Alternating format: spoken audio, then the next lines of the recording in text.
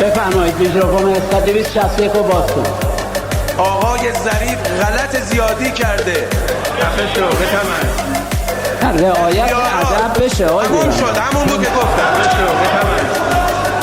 فضای مجلس بود.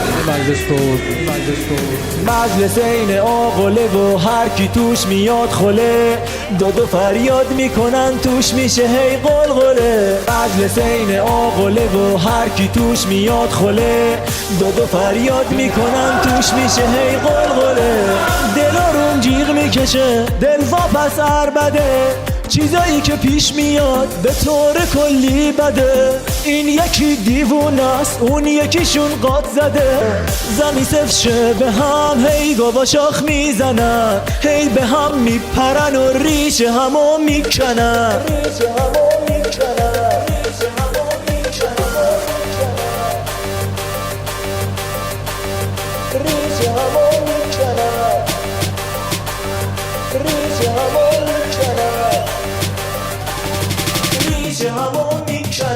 اینجا پشت پرده نهار برای بعضی از افراد تهیه میکنن، آب میوه تهیه میکنن، اتوبوس و مینیبوس میارن، بلنگو میارن. در جلوی مجلس 150 نفر رو به اسم کل ملت شما اگر عرضه میداشتید در تهران. مجلس این آقله و هر کی توش میاد خله، داد و فریاد میکنن توش میشه هی قلقله. مجلس این آقله و هر کی توش میاد خله، داد و فریاد میکنن توش میشه هی قلقله.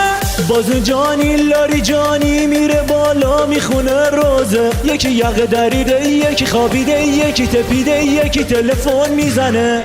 باز دوباره شده دعوا میونه برجامیه و دل و پسا، اما تو بیت سید علی تنهاست. یه روزی زهر میخوره راه گلوش میگیره، یه روزی بند عباش در میره. آقای ظریف غلط زیادی کرده.